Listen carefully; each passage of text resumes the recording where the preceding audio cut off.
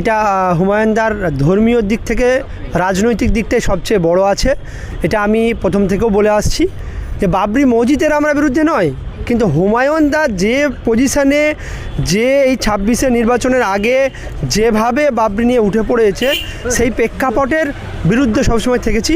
এবং এই বাবরি মসজিদ যেখানে সারা ভারতের যে প্রেক্ষাপট তৈরি হয়ে আছে, বাংলার রাজনৈতিক যে প্রেক্ষাপট সামনে 26-এর নির্বাচন আছে, তার বারবার সমালোচনা করেছি এবং এখনও সমালোচনা করছি যে বাবরিটা ধর্মীয় বা ইসলামিক দিকের থেকে রাজনৈতিক দিকটা বড় আছে। এবং সেটাই আমরা দেখেছি এই কিছুদিন আগে, জাস্ট 2-4 দিন আগে, আসতো আপনার 13 তারিখ 13 ডিসেম্বর, এই জাস্ট 10 কি 11 ডিসেম্বর রিপাবলিক বাংলাতে তিনি গিয়ে পরিষ্কার করে দিয়েছে যে বাবরি মসজিদ করা যাবে তখনই যদি আমাকে 135টা সিটের মধ্যে 100 বা 190টা বা আর 100টা সিটের ভিতরে যদি আমি জয়লাভ করি তাহলে হবে।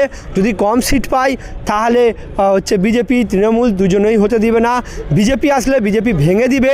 এই যে বার্তাটা দিয়েছে, এবং এর আগেও কিছু বার্তা পরিষ্কারভাবে উনি এই যে 6 ডিসেম্বরের পরেও সামনে এসেছিল, সেখান থেকে ক্লিয়ার হয়ে গেছিলো যে উনি ধর্মীয় দিক থেকে রাজনৈতিক দিক বড় করছে। এবং ধর্মীয় দিক সবচেয়ে বড় কথা, উনি মুসলিম জাতির যে একটা ঐতিহ্য, সংস্কৃতি বা একটা 500 বছরের যে স্মৃতি, তাকে তিনি উদ্ধার করছেন, সেটা কখনোই নয়। সেটা কেন কখনোই নয়? উনি প্রকৃতপক্ষে মুসলিম জাতির যদি উন্নতির কথা বলতো, তাহলে মুর্শিদাবাদের উনি একটা, যে যদি মুর্শিদাবাদের আমরা রবিনহুড একে বলা হয় অজিত চৌধুরীকে, তার পরবর্তীতে অন্তত জনপ্রিয় নেতা হিসাবে বলা যাবে কাকে?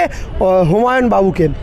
এই হুমায়ুন বাবু সব সময় উনি রাজনৈতিক দিক লক্ষ্য রাখার জন্য উনি এক টাইমে বিজেপির এমপি ক্যান্ডিডেট হয়ে দাঁড়িয়েছিলেন। তিনি মুর্শিদাবাদ কেন্দ্র থেকে দাঁড়িয়েছিলেন এবং তিনি 3rd পজিশনে হয়েছে 2019 লোকসভা নির্বাচনের। এবং আমরা যদি উনি প্রকৃতপক্ষেই মুসলমানদের বা এই যে বাবরি করছে বা ইসলামিক ঐতিহ্যকে তুলে ধরা করতেন, তাহলে তিনি 19 সালে বিজেপিতে যেতেন না। তার পরবর্তীতেও আমি ছেড়ে দিলাম, উনি হয়তো ভুল করেছিলেন, উনি এখন আবার ঠিক আসছেন। তাহলে উনি এখন কি করেছেন? এখন তো বারবার উনি দেখেছি এই যে বাবরি মসজিদ নিয়ে উনি কী করেছেন, উনি বাবরি মসজিদ নিয়ে কী করেছেন? বাবরি মসজিদ নিয়ে বললেন যে আমি সৌদি আরব থেকে কারি এনেছি। দেখা গেল কি, সেই কারিরা বাংলার 2জন কারি। বড় একটা মিথ্যে কথা বলেছেন। তারপর আর একটা মিথ্যে কথা সামনে এসেছে, উনি বললেন আমরা বাউন্সার এনেছি হায়দ্রাবাদ থেকে। দেখলো না, এই বাংলারই বাউন্সার। এবং আর একটা কথা, উনি বাবরি মসজিদ করবো বলে বারবার বলছেন। তারপরে আর বাংলাতে যেভাবে যিনি আড্ডা এবং যেভাবে যেন মনে হলো যে ওনার ক্লাব, উনি তার সভাপতি বা উনি তার হত্যাকর্তা, সেখানে যে বিভিন্ন রকম যেভাবে অঙ্গভঙ্গি করলেন, মনে হলো তার পাড়ার আড্ডা, ক্লাব, তিনার ঘর। এই আর বাংলা এই হুমায়ুনদাকে নিয়ে, বাবরি মসজিদ হওয়া নিয়ে বিভিন্ন রকম ন্যারেটিভ চালিয়েছে।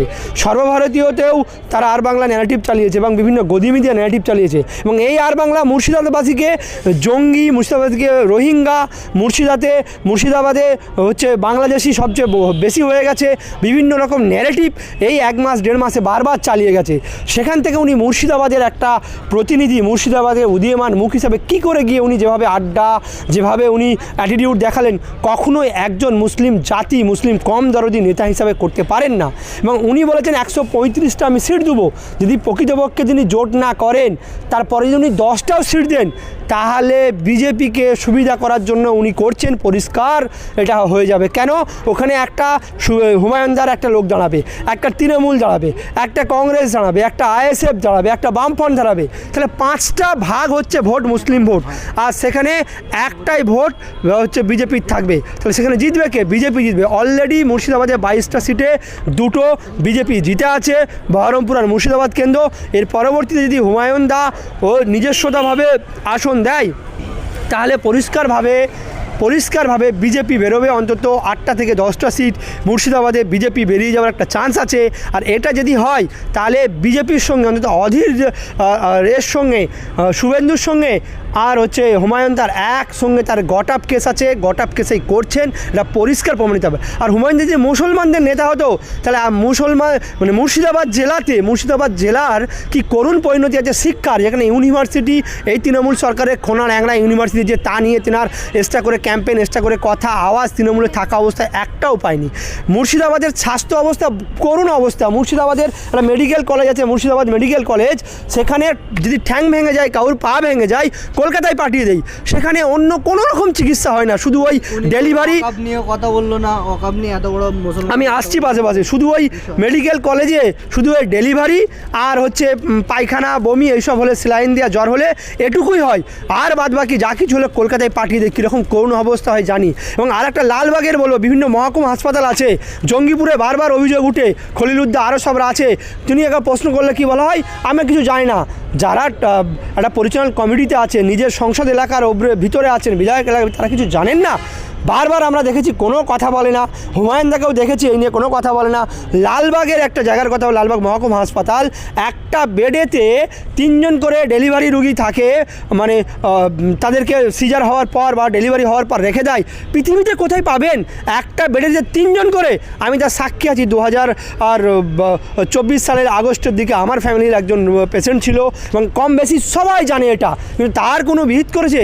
এরা মুসলমানদের উন্নতির থেকে এরা রাজনৈতিক দিকটা ভালো বুঝে রাজনৈতিক দিকে করতে চাইছে। এবং সবচেয়ে বড় কথা, আমি এই শুক্রবার দিনও ছিলাম, দেখলাম জুম্মাতে 1 লাখ লোকের মতো মানুষ হয়েছে।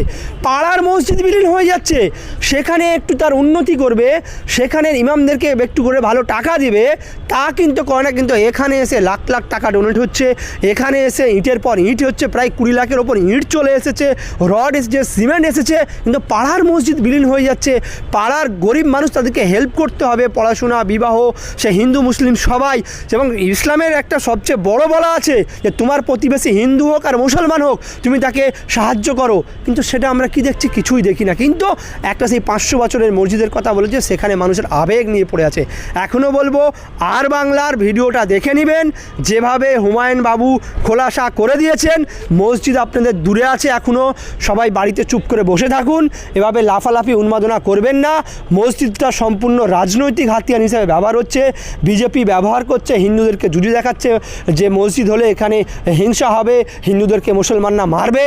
আর আমাদের হুমায়ুন কবিরদা দেখাচ্ছে আমি মসজিদ করব, আমার পাশে থাকো, আমাকে ভোট দাও, আমি রাজনৈতিক এজেন্ডা তৈরি করে এগিয়ে যাব। এটা পরিষ্কার R+ বলে দিয়েছে। তাই ওনার রাজনৈতিক এজেন্ডা আছে হচ্ছে এই বাবরি মসজিদ, এবং সেখানে পরিষ্কারভাবে বিভিন্ন বিষয় সামনে এসেছে, পরিষ্কার করে দিয়েছে।